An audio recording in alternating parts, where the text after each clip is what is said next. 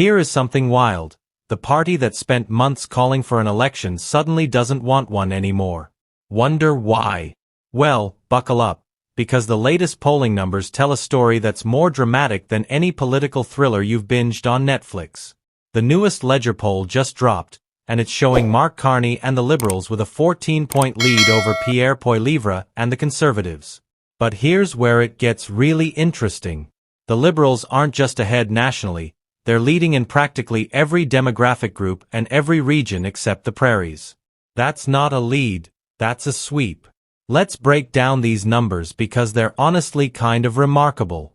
The poll surveyed over 1,600 Canadians between February 27th and March 2nd, and found that 49% would vote Liberal compared to 35% Conservative. With the NDP sitting at just 5% nationally and the Bloc at 25% in Quebec, these numbers would potentially deliver a significant majority government for Carney if an election happened tomorrow. Now here's the kicker. The Liberals are polling at 37% in Alberta and 39% across Manitoba and Saskatchewan. That's actually better than their results in those regions during the 2025 election. The Liberals are also sitting at 68% in Atlantic Canada, 48% in Quebec, 52% in Ontario, and 50% in British Columbia.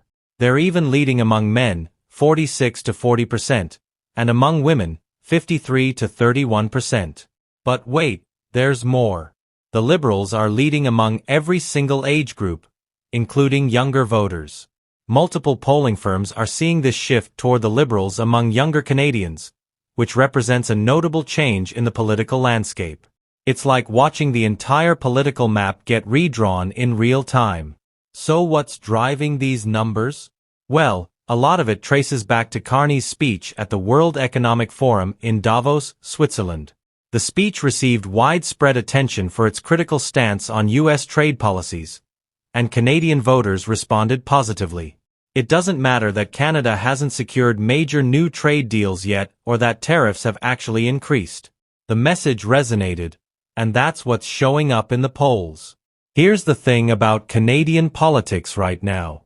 When the news cycle focuses on domestic issues like affordability, the economy, immigration, or crime, the Conservatives tend to perform better in polling. Those are real concerns for Canadians, and they're driven by domestic policy decisions. But when international trade tensions and U.S. political developments dominate the headlines, the Liberals see their numbers rise. It's almost like clockwork at this point. The controversy surrounding ICE operations in the United States, ongoing trade tensions between Ottawa and Washington, and recent developments in Iran have kept international issues front and center in news coverage.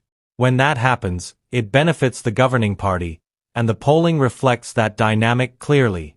But here's your reality check for the day. Polls are snapshots in time. They're like looking in the rearview mirror to see how voters felt a few days or weeks ago. They don't predict the future, they just show you where things stood at that specific moment.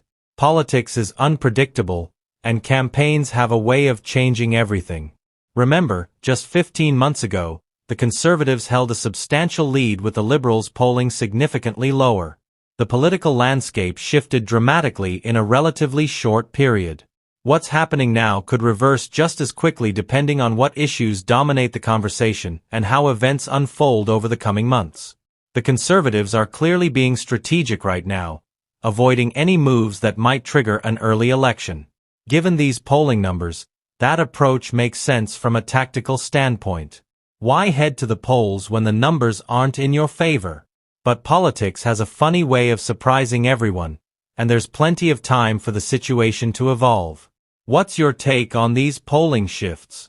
Do you think they reflect lasting changes in voter sentiment, or is this a temporary response to current events? Drop your thoughts in the comments because this conversation matters. And if you want to stay on top of every twist and turn in Canadian politics, hit that subscribe button and notification bell. We're breaking down the latest developments multiple times a day here at Canadian Breakdown, keeping you informed without the fluff. Thanks for watching, and I'll see you in the next one.